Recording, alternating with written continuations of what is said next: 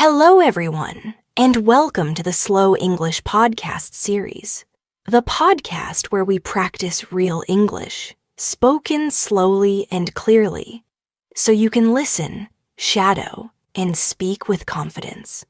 I'm Crystal, and today's episode is a peaceful, slow English story called A Visit to the Countryside. If you're learning English and want to improve your listening, your pronunciation, and your speaking, you're in the right place. This story is perfect for shadowing practice. You can listen, pause, and repeat after me. And if you'd like to go even deeper after the episode, we've created a free, downloadable PDF to help you continue learning. Inside, you'll find comprehension questions, a short grammar and vocabulary quiz, and a gentle reflection prompt to help you think and write in English. You can find the link to download it in the video description. Now, let's take a breath and imagine something different. The air smells like grass. You hear birds, not traffic. The sky is soft and wide. The sun is warm on your face. You're far from the noise of the city. Just fresh air, open land, and silence. In today's story, I'll take you with me on a short trip to the countryside, where the world moves slowly, and nature helps us feel calm again. As always, I'll explain any difficult words along the way, so you don't have to worry. Are you ready? Let's begin. 2 weeks ago, I hit a wall. No, don't worry. I didn't crash into an actual wall. Hit a wall is an English expression. It means you suddenly feel like you can't go any further, mentally, emotionally, or even creatively. Like your brain just says, that's enough. And that's exactly how I felt. I was tired, not just physically tired, but tired of everything. The noise, the screens, the rushing.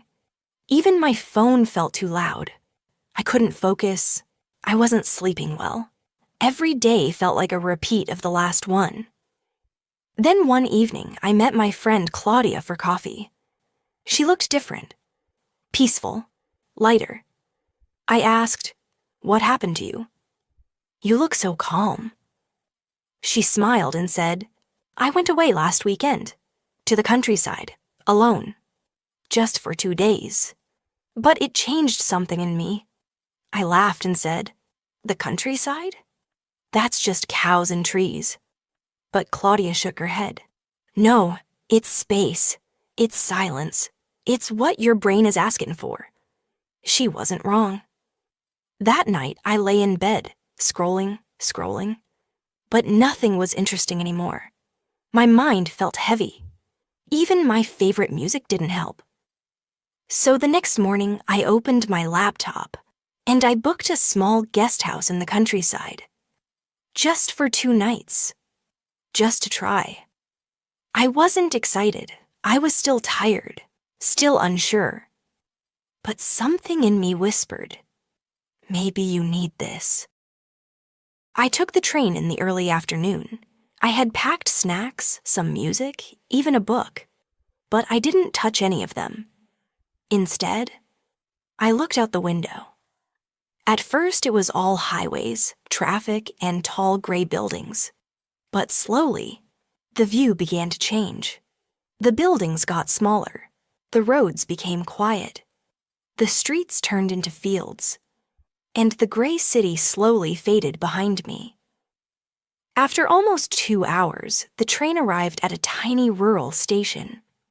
Rural means a place in the countryside, far from cities, where life is quiet, simple, and close to nature. I stepped off the train. No taxis, no honking, no people rushing, just fresh air and silence. I walked down a narrow road, dragging my small suitcase behind me. The only sounds were birds singing, and the soft wheels of my bag on the ground. I passed wooden fences, sleepy trees, and a single brown goat chewing grass near a mailbox. After about 10 minutes, I found the guest house Claudia had recommended. It was small and white, with flowers growing in the window boxes. A wooden sign outside said, "Welcome." Take your time. That made me smile. The owner came out to greet me, a kind woman in her 60s with short gray hair and a soft scarf. She looked at me kindly and said, "You must be Crystal. We've been expecting you." She showed me to my room. There was a warm bed with a thick blanket, a small wooden window, and walls made of stone. No TV, no desk, no noise, just a quiet, open space. I put my phone on the side table and didn't pick it up again. Then I stepped outside to the porch and sat down. A porch is a small covered space at the front of a house where you can sit and relax. There was a gentle breeze on my face. The air smelled clean, like grass, leaves, and something sweet in the distance. For the first time in weeks, I didn't feel like I had to do anything. I didn't have to reply, or check, or scroll. I just sat and breathed. The next morning, I didn't wake up to an alarm. Instead, I woke up to the voice of a rooster. It was loud and funny, but also kind of charming. Not a phone, not a calendar reminder, just a real bird saying good morning in its own way. Sunlight touched the wooden window, and I stretched slowly. I felt rested, like I had slept for the first time in months. I stepped outside and walked barefoot onto the porch. Barefoot means with no shoes or socks, just your feet touching the ground.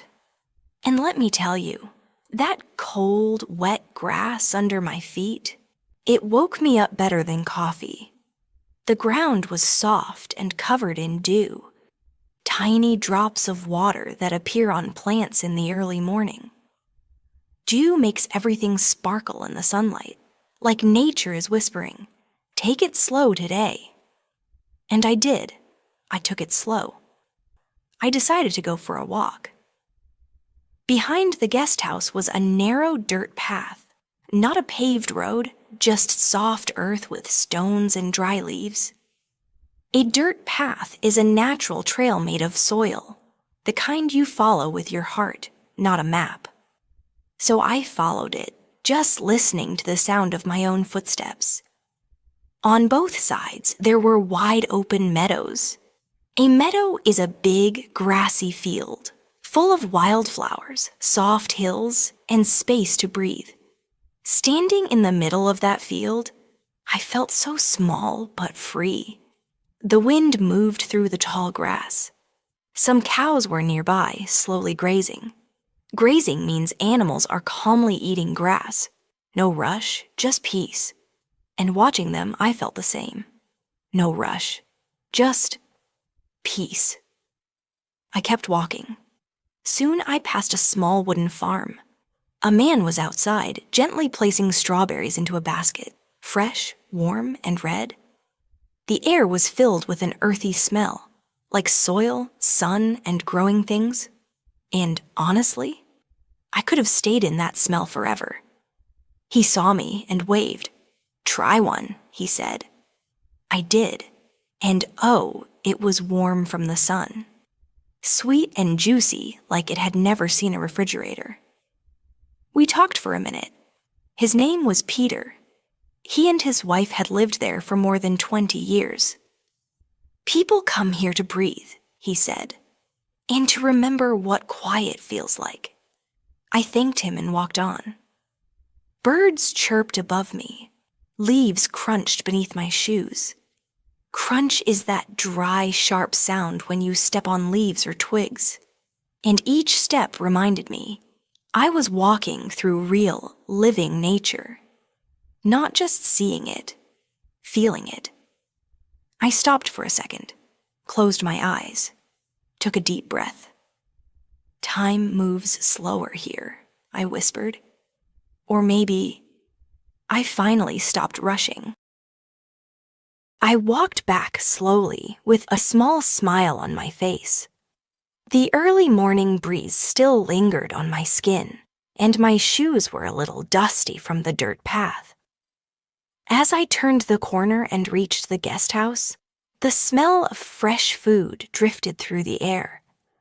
Warm bread, something sweet, and a hint of herbs. The front door was already open, and standing there with a gentle smile was the owner. I later learned her name was Maria. She wiped her hands on her apron and said softly, "Come. You must be hungry." And she was right. I was. She led me to the small kitchen table, already set with care. The dining table was small, wooden, and set for one. A little vase held wildflowers from the garden. And the food? Oh, the food. There was freshly baked bread, still warm with a golden crust. A small jar of homemade strawberry jam, sweet and slightly tart. And a bowl of soft butter that smelled like sunshine. Then she poured me a warm cup of fresh cow's milk. Not the kind from a carton, but creamy, rich, and straight from her farm that very morning. She also set down a small pot of herbal tea, chamomile with mint. "It helps the body relax and the mind slow down," she said with a wink. She looked at me and asked, "Tea or milk?" I smiled and said, "Both, please. I think today deserves a little extra." She nodded and added softly, "It's all from the farm. We don't add anything. What you taste is what we grow." And it tasted like love. Simple, rich, pure. After breakfast, I stayed there, quietly sipping tea, watching sunlight dance across the wooden floor. No phone, no rush. Just the sound of birds and stillness. Later, I wandered through village, not with a destination, just curiosity. To wander means to walk slowly, without a plan, letting your feet go where they want. And that's exactly what I did. A boy kicked a ball down a dusty path. A farmer cycled past with a basket of eggs. Everyone moved slowly, not because they were lazy, but because they weren't in a race. By evening, I found myself back on the porch. Again, the same wooden bench, the same quiet. But something inside me had changed. The sky had turned gold. Cows moved slowly through the meadow, and birds sang their final songs of the day. And I just sat. Not because I was tired, but because I didn't want to miss a single second of this quiet beauty. With each breath, something unknotted inside me. Something I didn't know was tangled. That night, I slept without thoughts, without weight. Just a deep, quiet kind of rest, the kind that makes you feel whole again. The next morning, as I zipped up my bag, Maria walked in holding a small paper package. "For your journey," she smiled. "Something sweet, and something to remember us by." Inside were 2 slices of fresh bread, a tiny jar of her strawberry jam, and a folded note that simply read, "Take your time, the city can wait." At the station, I watched the countryside fade, fields turning back into roads, the sky filling with buildings again. But something had shifted in me, quietly, deeply.